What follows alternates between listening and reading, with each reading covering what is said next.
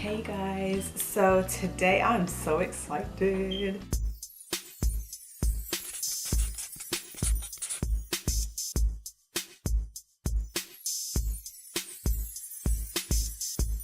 I wanted to show you the Colourpop X Disney Designer Collection. Well, I didn't buy the full collection, I got the palette. The palette is called It's a Princess Thing. I absolutely adore this gold packaging.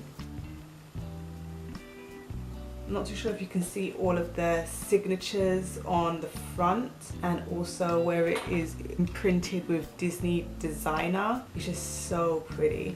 And on the back it has all of the shade names. Oh, so pretty. So for those of you who are interested, this is cruelty free. It's made in the USA. Okay, it has 15 shadows and they are 1 gram each pan, which is 0.035 ounces. I don't know if that's good or bad, but for those of you who would like to know about how much each pan weighs, that's how much each pan weighs. So this is the palette itself. Oh, it's just so pretty. And it has all of the Disney princesses on the front, and on the back it has the shadow information again. I absolutely adore the front packaging. Like all of the Disney princesses, all of them look like themselves from the movies, aside from Jasmine. I don't think she looks like Jasmine as such. That's just personally me. I don't think that she actually looks like Jasmine. But the rest of them, like Belle and Snow White and Cinderella, I think that they look like themselves depicted in the movie, but just drawn in a little bit of a different artistic way. On the inside, we have we have the signatures of all of the Disney princesses, and then we have the shadows themselves. These are so pretty. Now, don't get me wrong though, if I was looking at this and buying it solely based on how the palette looks, I probably wouldn't buy it because it just looks so neutral. It just looks like every other palette that exists. I don't feel like it's any better or anything outstanding in regards to the shadow selection and the color story. I just think it's a neutral, natural kind of palette. It's not anything spectacular in that regard. So if it wasn't Disney collection, I probably wouldn't have purchased it, to be fair, just based on the colors. So I'm going to do some swatches and I'm going to insert them here.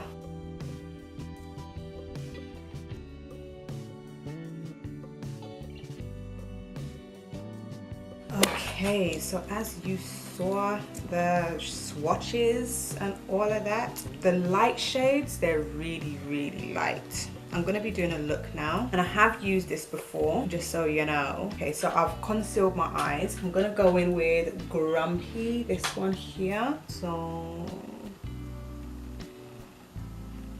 this is Grumpy. This is like the flesh toned shade, and I think that is very close to my own skin color, just a little bit peachier.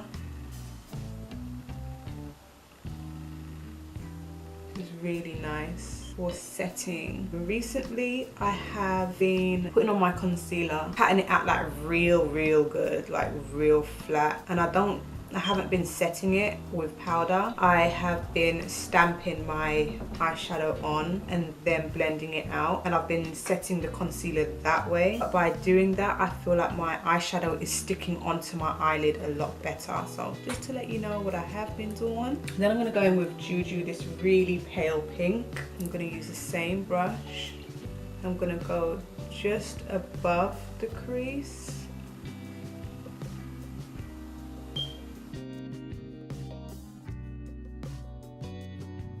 These shades, even though they're really pale, they still show up on me. Like, I can see that pink. Usually pinks this pale do not show up on my skin.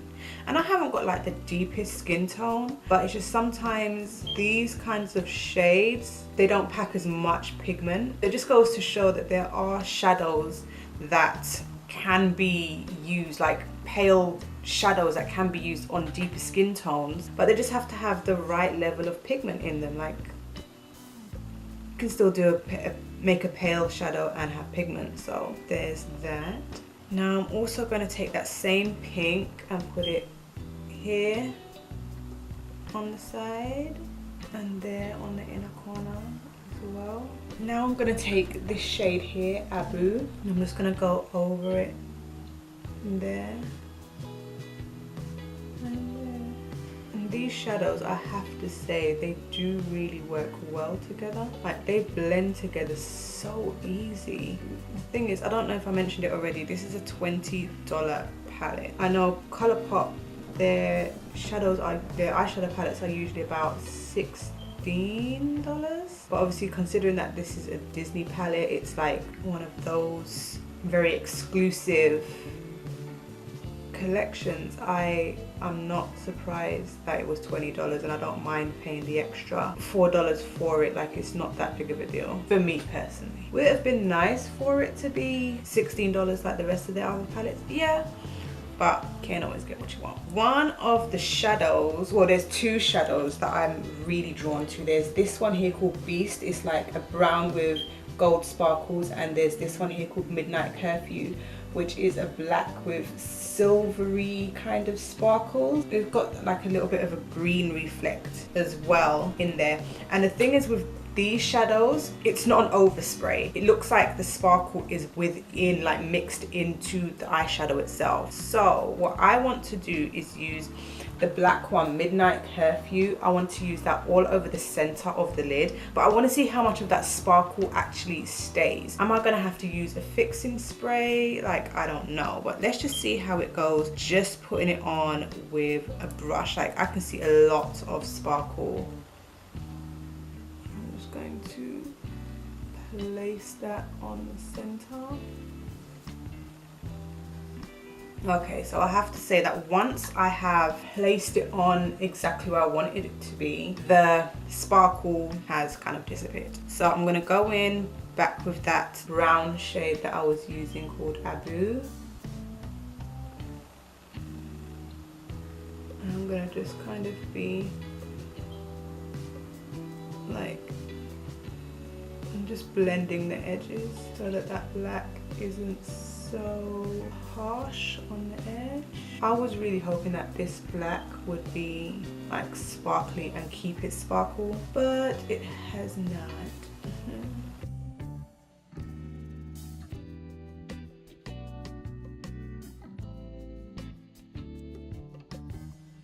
Okay, so even though this black hasn't kept its sparkle as I would like, I've got to say, just on the basis of it being a black, I think it's actually a really good black. It's dark, but at the same time, it's not like difficult to maneuver. It's like this has blended out with that brown shade so seamlessly. Like with a lot of blacks, I find that once you put them down, trying to blend out the edges can be a job. But this hasn't been like a huge problem or an issue to blend out. Like, if you really just take a little bit of time and just use small circular motions, you can get that seamless blendation. These shadows blend really well together. Is this I don't know if this is like the normal Colourpop formula. I haven't tried like real Colourpop before. I had the Super Shock shadows, which were from AliExpress or whatever. I don't know if they copied the formula or what, I don't know, but those packed a punch. But obviously this is like the real deal Holyfield. These are just so nice. Oh, these blend, and these aren't like creamy shadow. Okay, like the mattes, they are a little bit on the chalkier side, but they blend. These are better than Morphe. I feel like this should be in the place of Morphe.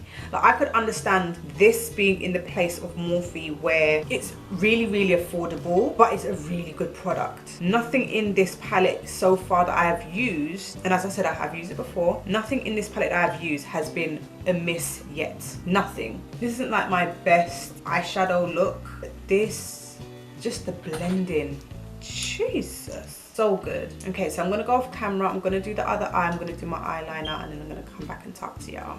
Okay, so I have gone ahead. I put on some lashes. I've done the rest of my makeup, and I put a little bit of that black smudged out with a little bit of that brown underneath on my lower lash line, and of course I have topped it off with a little bit of mascara. Now this is the first time that I'm using a Colourpop palette. I'm so impressed. I'm so impressed. From the first time that I used it to this time, I haven't had any problems with any of the shadows. I mean, they all blend out really well together. I'm so impressed. Like, it's really horrible when you have a palette and the shadows just don't blend, they don't work well together, they turn into a muddy mess, the control is difficult. I mean, the only thing that I can say is a downside is the fact that this shadow here, I haven't tried this one yet, I've only swatched it, but this shadow here, when you put it on your eye and you try to blend it out, the sparkles, they disappear. I find that happens with a lot of these kinds of eyeshadows, but the good thing is that at least this isn't an overspray. It is actually sparkly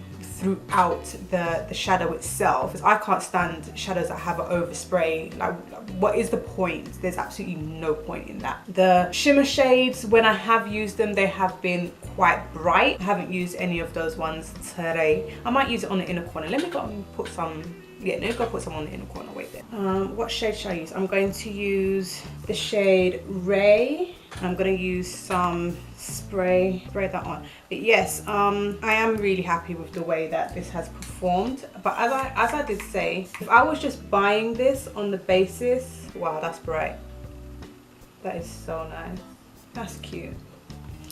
If I was buying this just on the basis of the color scheme, I probably would not buy it, simply because I think it's just a very simplistic kind of palette, and I understand that we all need simplistic palettes, but I've got these shades somewhere dotted around in all my other palettes, so I wouldn't necessarily need this palette. Does this make me want to buy other Colourpop palettes? Yeah, because I think that the formula is so good and for such an affordable price. That's why I can't get down with like Natasha Denona's and Pat McGrath's, and I'm sure that their stuff is good, but it's just not. When I can get something like this or something like a Juvia's Place palette, I don't think that this and Juvia's Place is on the same level. I think they are good quality for great prices, but I think that they're different from one another. They are different from one another. Juvia's is very, very colourful. It's just bright, it's pow in your face. Colourpop, from this palette, it's more of a situation where it's like, it's pigmented, the colour shows up, but the colours aren't like the brightest of the bright in the first place.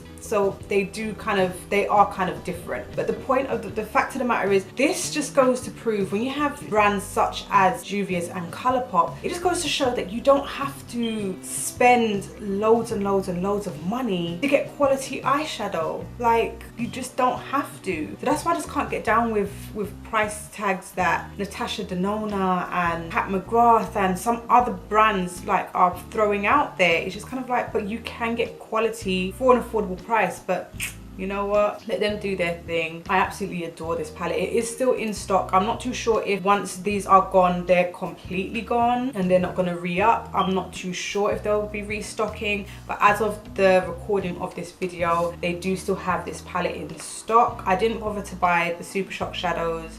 I didn't bother to buy the glosses, the lipsticks. I just wasn't really here for it, but the palette was speaking my name, and I'm so glad that I have it. For those of you who do want to travel with this, I feel like it is a good size for a travel palette, but would you really want to travel with something so beautiful and exclusive as this? Like, I could never see myself traveling with it. I have to just, like, no, I can't. I absolutely can't. And it's constructed really well. Like, it feels quite heavy. It feels quality. It really does. I think that this is one of the best constructed palettes that I own. Like, it feels like it's a quality palette. Beautiful. I have to say that they really did the thing with this palette. Anyway, so let me know what you think about this palette. Did you buy it? Are you looking to buy it? Let me know. Are there any other Colourpop palettes or items that you think that I should get and try out? Because now I do definitely want to try out a few more of their other palettes that they might bring out in the future. And if you like this video, give it a thumbs up. Don't forget to subscribe, and I'll see you in the next one.